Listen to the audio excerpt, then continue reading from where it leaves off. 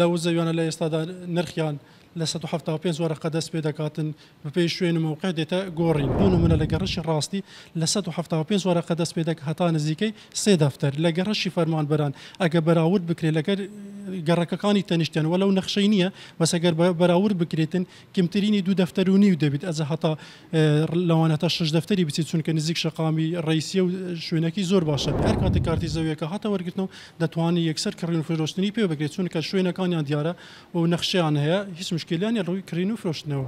سەرەتا پیرۆز بای لە هەموو ئەو کەسانێکی فەرمانبەرانێکەوە زەویان وەرگرتووە و لێرەوە دەستخۆشی لە سەرۆکی حکوومەتی هەرێم دەکەنەوە لە کاتێکی زۆر پێویستدا زۆر باشدا زەویەکانی داباشکردن. ئەو زەویانێکە لە بەحرکە داباشکرانە لە 3 شوێندانە ئەو 3 شوێنە لە سنووری شارەوانی بەحرکەدانە.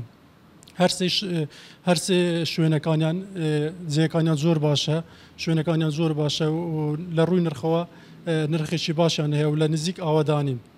ئەو زەویانە لە ئێستادا لەو زەویانە لە ئێستادا نرخیان لە 175 وەرەقە دەست پێ دەکاتن بەپێی شوێن و موقع دێتە گۆڕین. گەڕەشی ڕاستی و گەڕەشی فەرمانبەران و گەڕەشی کەرتی 48 پێشمەرگەیە. ئەو زەویانە لە گەڕەشی ڕاستی کە 200 مترینە شوێنەکانیان ئێستا لە ناو سنووری شارەوانی بەحرکەنە لە کەرتی 48 بەحرکە زەوەکان زۆر باشە. ئینشەڵا لە ماوەشی نزیک خەڵک دەست بە چاکردنی دەکات دوای ئەوەی کە هەتا 6-7 مانگی دیکە ئەوەیە کار دەبن دوای کارتەکانش دەکرێنە تاپ و دوای خەڵک دەست بە چاکردنی خانۆکان دەکات. گەڕەشی فەرمانبەران کە گەڕەشی گەلک باشە لە هەموو لاوەکانی ئاوادانی هەیە لە هەموو لاک دەتوانێت ئاو کارەبای نزیکە ئەگەری ئەوەیە کە زوو دەست بە چاکردنی بکرێت ئەگەر بێت و هەر لە حکوومەت ڕێ پێ بدرێتن لە چەند ڕۆژی دابێت لە چەند مانجی دابێتن دەست بە چاکردنی خانۆکان بکرێتن.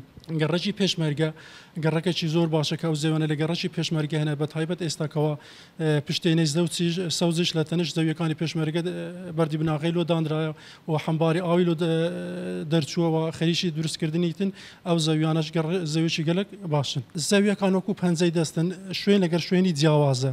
ینی ئەوانەی پێش حەدیقەنە نرخیان بەرزە ئەوانەی فەرعان هەرێکە و نرخەکانیان جیاوازە. لۆ نمونە لە گەڕەشی ڕاستی لە 175 وەرەقە دەست پێ دەکات هەتا نزیکەی 3 دەفتەر لە گەڕەشی فەرمانبەران ئەگە بەراورد بکرێت لەگەر گەڕەکەکانی تەنیشتیان وەلەو نەخشەی نییە بەس ئەگەر بەراورد بکرێتن کمترینی 2 دەفتەر و نیو دەبێت ئەزە هەتا لەوانە تا 6 دەفتەری بچیت چونکە نزیک شەقامی ڕئیسیە و شوێنەکی زۆر باشە. گەڕەکی کەرتی 48 پێشمەرگە گەڕەکی پێشمەرگە شوێنێکی زۆر باشە وەکو گوتمان لە تەنیشت ناوچەی سەوزای پشتێنێ سەوزە لەوێ نزیک کەمترین نرخی 3 دەفتەرە شتە کەمترە هەتا نزیکە 7 دەفتەر ئەوانەکە لە 30 مترینە نرخیان دەڕواتن.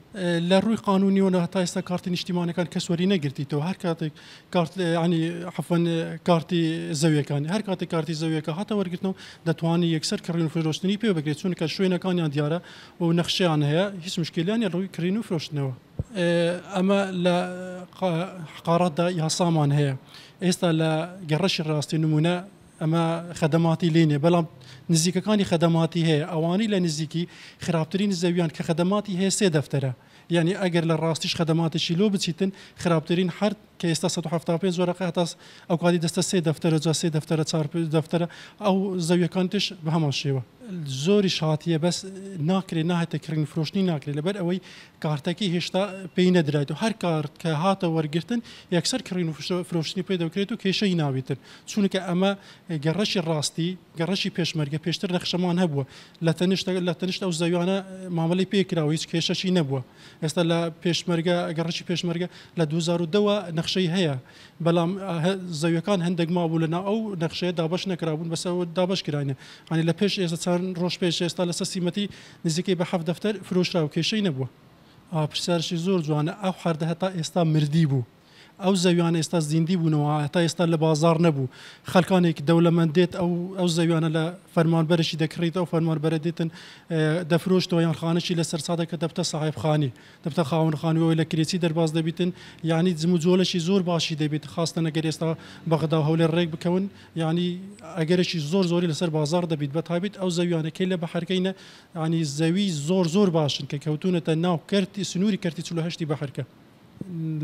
لەوەی چوویتە دەرێ لە ڕادەی دڵخۆشی زۆر کەسێک هەیە 30 ساڵ خزمەتی هەیە و ئێستا زەوی وەرگرتیە عنی کە نزیکەی زەوی هەیەگە 4 دەفتەر 5 دەفتەری دەکاتن یعنی کەس هەیە باوەڕی نەدەکرد کە بەو شێوەی وەردەگرێتکە دوای و بڕیاری دەرەسەرۆکی حکوومەت کە ئەو زێویانە دابەش بکرێتن و هەنی خەڵکی باوەڕی نەدەکرد کە ئێستا هاتیە ینی دڵخۆشی زۆری پێوە بووە.